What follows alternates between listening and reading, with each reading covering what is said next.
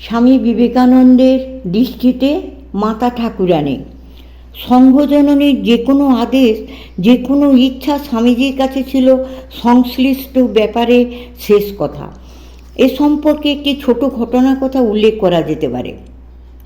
শ্রী মা তখন 10/2 নম্বর বোসপাড়া লেনের বাড়িতে থাকেন। চুরি করার অপরাধে মঠের এক উড়িয়া চাকরকে স্বামীজি তাড়িয়ে দিয়েছিলেন। চাকরটি শ্রী মায়ের কাছে গিয়ে কান্নাকাটি করতে থাকে।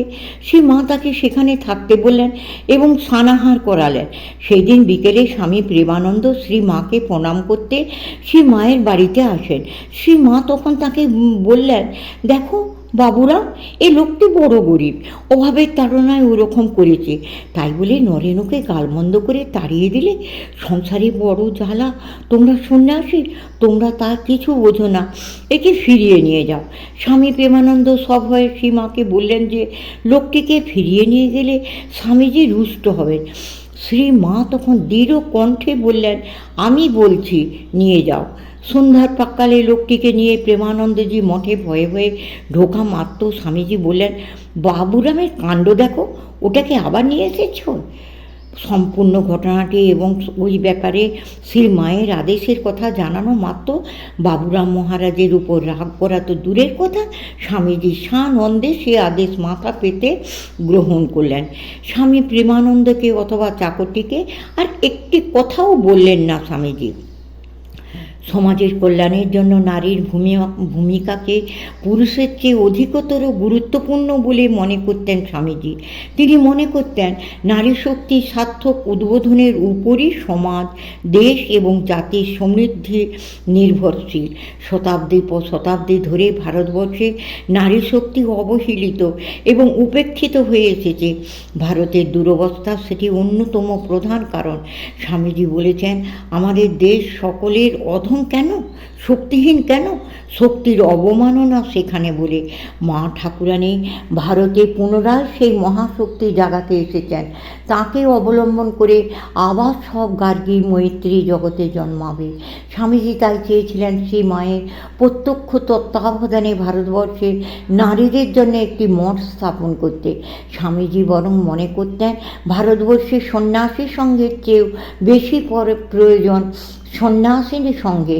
তিনি স্বামী শিবানন্দকে 1894 খ্রিস্টাব্দে আমেরিকা থেকে লিখেছিলেন, তাঁর শিষ্যী মায়ের মঠ প্রথমে চায়, রামকৃষ্ণ পরমহংস বরং যান, আমি ভীত নই, মাতা ঠাকুরানী গেলে সর্বনাশ। শক্তির কৃপা না হলে কি ঘোড়ার ডিম হবে? আমার চোখ খুলে যাচ্ছে, দিন দিন সব বুঝতে পারছি। সেই জন্য আগে মায়ের জন্য মঠ করতে হবে, আগে মা আর মায়ের মেয়েরা, তারপর বাবা আর বাপের ছেলেরা। এই কথা বুঝতে পারো কি? ভারতে ফিরে এসো, এই চিন্তা স্বামীজিকে আচ্ছন্ন করে রেখেছিল। গিরিশচন্দ্র ঘোষের সঙ্গে স্বামী যোগানন্দের কথাবার্তা থেকে সে কথা জানা যায়। ওই প্রসঙ্গে স্বামীজি স্বামী যোগানন্দকে গভীর আবেগ ভরে বলেছিলেন, আমাদের মা আধ্যাত্মিক শক্তির একটি বিশাল আধার, যদিও বাইরে গভীর সমুদ্রের মতো প্রশান্ত। তাঁর আবির্ভাব ভারতের ইতিহাসে এক নবযুগের সূচনা করেছে। যে আদর্শসমূহ তিনি তার জীবন চর্চায় রূপায়িত করেছেন এবং অপরকে আচরণ করতে অনুপ্রাণিত করেছেন, তা শুধুমাত্র ভারতবর্ষের নারীর বন্ধন মুক্তির প্রচেষ্টাকে অধ্যাত্ম রসে সঞ্জীবিত করবে না, সমগ্র পৃথিবীর নারী জাতিকে তা প্রভাবিত করে তাদের হৃদয় ও মানস লোকে অনুপ্রবিষ্ট হবে। স্বামীজির শারীরিক অবস্থা তখন মোটেই ভালো ছিল না এবং চিকিৎসকগণ তাকে সম্পূর্ণ বিশ্রামের পরামর্শ দিয়েছিলেন। কিন্তু ওই চিন্তা স্বামীজিকে এমনভাবে আবিষ্ট করে রেখেছিল যে তা বাস্তবায়িত করার পথে যে কোনো প্রতিবন্ধকে, তা যতই দুরূহ হোক না কেন, তিনি সম্মুখীন হতে প্রস্তুত ছিলেন।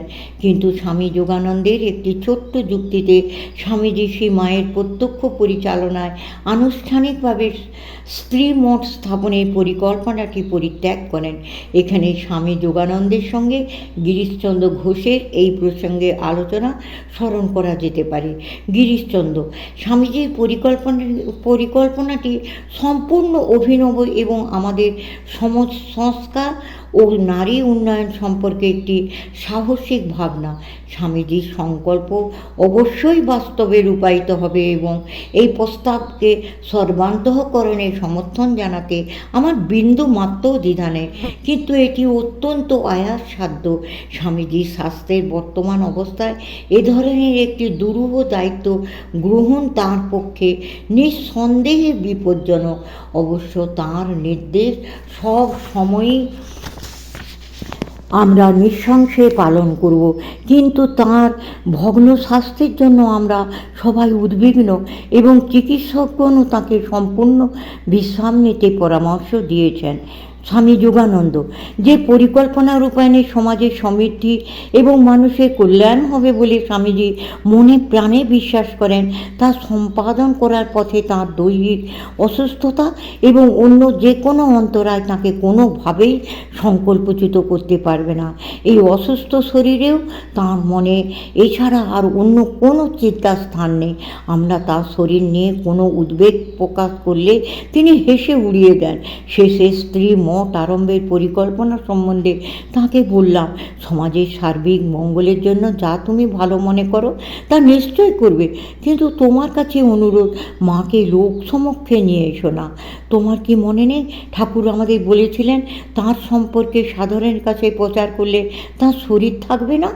ঠিক ওই একই কথা মায়ের সম্পর্কেও খাটে। তাই ভাই, তোমার কাছে আমার একান্ত অনুরোধ, মাকে তুমি এখন ওইসবের মধ্যে এনো না।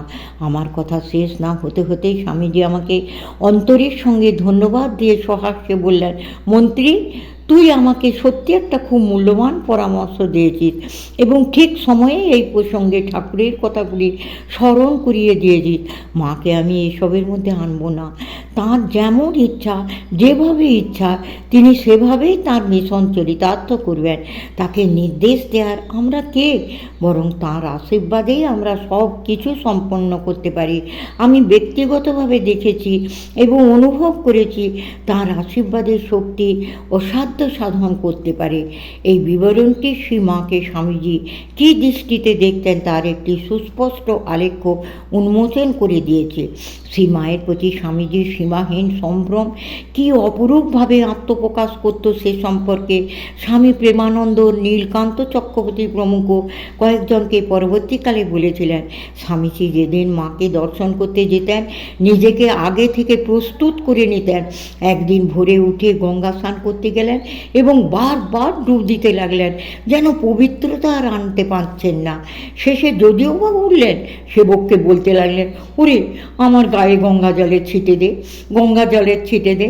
তারপর কোনো রূপে মায়ের দরজা পর্যন্ত গিয়ে আর চলতে পারলেন না, ভাবে বিহ্বল হয়ে পড়ে গেলেন। মা তাড়াতাড়ি এসে তাকে তুলে ধরলেন।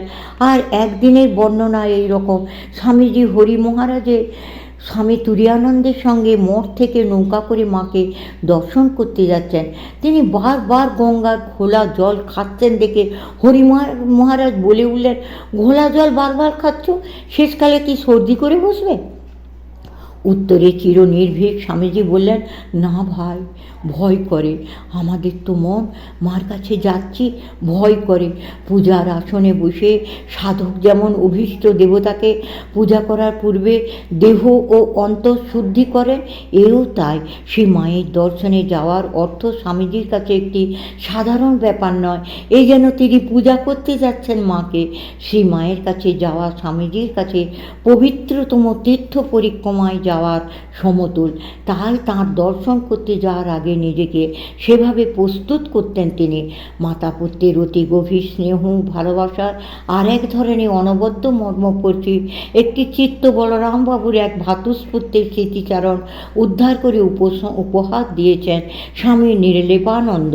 স্বামীজির শেষ দিকের অসুখ বেলুড়ে তাকে দেখতে শিষ্যি মার সঙ্গে নৌকা করে আমরা সবাই যাচ্ছি। আমাদের বাড়ির মেয়েরা অনেকে আছেন। এক নৌকা লোক যোগিন মা খুব সম্ভব গোলাও মাও রয়েছেন। ওপরের দোতলায় স্বামীজির সঙ্গে শিষ্যি মার কথাবার্তা হলো। তারপর স্বামীজি শিষ্যি মাকে এগিয়ে দিতে নিচে নেমে এলেন সামনের ঘাট পর্যন্ত। আমাদের নৌকাখানা ভাটায় পলিমাটি ও বালিতে ঠেকে গিয়েছিল। স্বামীজির গায়ে গেঞ্জি। আমি তখন ছোট ছেলে, সব খবর জানি না, বুঝি না। আমার তো তাকে বেশ মনে হলো তিনি আমাদের তখন 10-12 বছরের বালক, একজনেরই মতো বালকের মতোই মাল কোথায় হেঁটে নিজেই শিশি মার নৌকা ঠেলে জলে ভাসিয়ে দিলেন। সঙ্গে সঙ্গে আর সব মহারাজরা যোগ দিলেন। মাঝিরা ভাবিত হয়েছিল, এক নৌকা ভরা লোক কী করে ঠেলে জলে ভাসাবে। তাদের কাজটা স্বামীজি আগু বাড়িয়ে করে দিলেন। আরও মনে আছে যেন স্বামীজি শেষমেশ জয় শ্রী গুরু মহারাজকে জয় বা ওরূপ কিছু না একটা জয় শ্রী মহামায়কে জয় বলে নৌকাখানা ঠেলে দিলেন ক্রমশ।